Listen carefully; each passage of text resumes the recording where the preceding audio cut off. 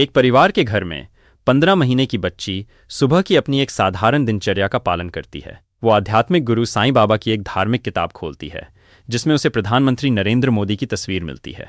उनका चेहरा पहचान कर वो घर के देवता को चढ़ाए गए लड्डू को उठाती है और मासूमियत से उसे तस्वीर की ओर बढ़ाती है। साथ ही प्रधानमंत्री का नाम भी बुदबुदाती है।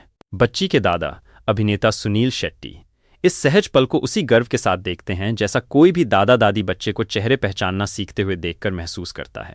एक सार्वजनिक कार्यक्रम में वो परिवार से जुड़ी इस प्यारी सी घटना का जिक्र करते हैं। कुछ ही घंटों के भीतर एक सुनियोजित डिजिटल भीड़ ने उनकी छवि खराब करने का अभियान शुरू कर दिया। सोशल मीडिया यूजर्स ने उनके मेंशन को भर दिया। उन्हें चापलूस और तीसरे दर्जे का अभिनेता करार दिया गया जिसने राजनीतिक फायदे के लिए अपना आत्मसम्मान बेच दिया हो। ये हमले जल्द ही खास राजनीतिक आरोपों में बदल गए। विपक्षी दलों के हैंडल और कमेंटेटर्स ने शेट्टी पर आरोप लगाया कि वो सरकारी पुरस्कार पाने या भारत की संसद के ऊपरी सदन राज्यसभा में सीट हासिल करने के लिए अपनी पोती का इस्तेमाल कर रहे हैं। जब इंटरनेट किसी बच्ची की मासूम नकल पर प्रतिक्रिया देते हुए किसी व्यक्ति की प्रतिष्ठा को नष्ट करने की सुनियोजित कोशिश करता है तो ये राजनीतिक बहस के बेहद जहरीलेपन को उजागर करता है। ये हमें उन लेबलों से परे देखने और ये सवाल करने पर मजबूर करता है कि असल में किसका चरित्र कमजोर है। ट्रोल और वास्तविकता के बीच के अंतर को समझने के लिए हमें ऑफ स्क्रीन शेट्टी के जीवन के ठोस सबूतों की जांच करनी होगी। उनके वास्तविक जीवन और कार्यों पर करीब से नजर डालने पर एक ऐसे व्यक्ति की छवि उभरती है जो डिजिटल हमलों में दिखाई गई छवि से बिल्कुल अलग है। 1998 में शेट्टी ने मुंबई के कमाठीपुरा रेड लाइट इलाके में मानव तस्करी के नेटवर्क से 128 महिलाओं और लड़कियों को बचाने के एक बेहद जोखिम भरे मिशन में महत्वपूर्ण अंडरकवर भूमिका निभाई थी। ये खतरनाक कदम सालों तक सुर्खियों से दूर रहा। बच्चों के कल्याण के प्रति उनकी प्रतिबद्धता भी उतनी ही महत्वपूर्ण है। विप्लव फाउंडेशन के बोर्ड सदस्य के रूप में उन्होंने गरीबी, मानसिक स्वास्थ्य की चुनौतियों या शारीरिक अक्षमता का सामना कर रहे 2 लाख से अधिक बच्चों के लिए शिक्षा, कौशल विकास और पुनर्वास की सुविधा प्रदान करने में दशकों बिताए हैं। महामारी के दौरान शेट्टी ने सीधी मदद को प्राथमिकता दी।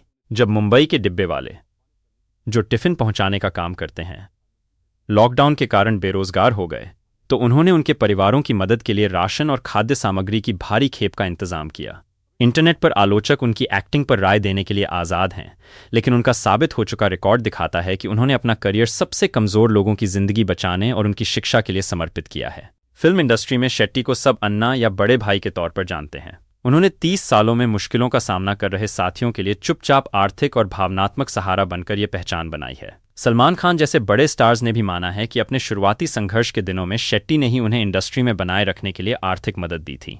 जब एक्टर जैकी श्रॉफ के पिता को गंभीर मेडिकल देखभाल की जरूरत थी और परिवार को रहने की समस्या का सामना करना पड़ा तो शेट्टी ने उन्हें अपना घर दे दिया और बिना किसी पब्लिसिटी के उन्हें पनाह दी।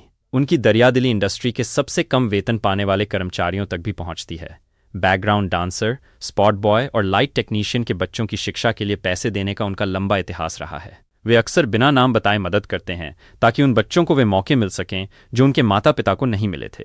ये वही व्यक्ति है जिसे इंटरनेट ने थर्ड रेट एक्टर कहकर खारिज करने की कोशिश की। उनकी दशकों की खामोश दरियादिली और डिजिटल भीड़ द्वारा लगाए गए सतही आरोपों के बीच का अंतर चौंकाने वाला है।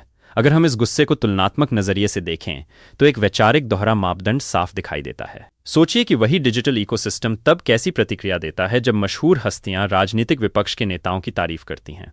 जब एक्ट्रेस दीपिका पादुकोण ने खुले तौर पर राहुल गांधी की तारीफ की और देश के लिए उनकी कोशिशों को मिसाल बताया तो उन्हें किसी सुनियोजित चरित्र हनन का सामना नहीं करना पड़ा। नागरिक जीवन के एक सामान्य हिस्से के तौर पर राजनीतिक राय जाहिर करने के उनके अधिकार का सम्मान किया गया। इसी तरह भारत जोड़ो यात्रा में शामिल होने के लिए अन्य हस्तियों की तारीफ की गई। लोकतंत्र में किसी राजनीतिक रैली में शामिल होना या किसी उम्मीदवार का समर्थन करना अभिव्यक्ति की आज़ादी का सामान्य इस्तेमाल है जो सभी पर समान रूप से लागू होना चाहिए। पाखंड साफ है। विपक्ष की तारीफ को लोकतंत्र की स्वस्थ अभिव्यक्ति माना जाता है, जबकि एक दादा का प्रधानमंत्री के प्रति बच्चे की मासूम प्रतिक्रिया का जिक्र करना किसी व्यक्ति के जीवन भर के चरित्र को धूमिल करने का कारण मान लिया जाता है।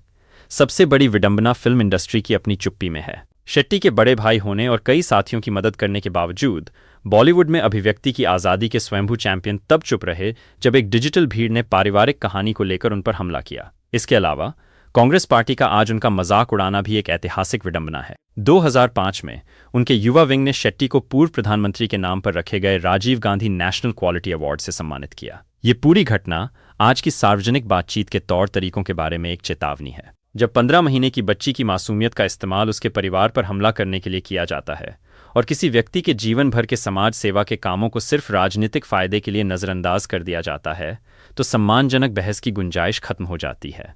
एक सही ढंग से काम करने वाले लोकतंत्र के लिए ज़रूरी है कि उसमें बिना किसी को नुकसान पहुंचाए अलग अलग विचारों के लिए जगह हो। अगर विचारधारा की नफरत इतनी आसानी से बुनियादी मानवीय शिष्टाचार पर हावी हो सकती है, तो हम उस संवेदना को खोने का जोखिम उठाते हैं जो समाज को एकजुट रखती है।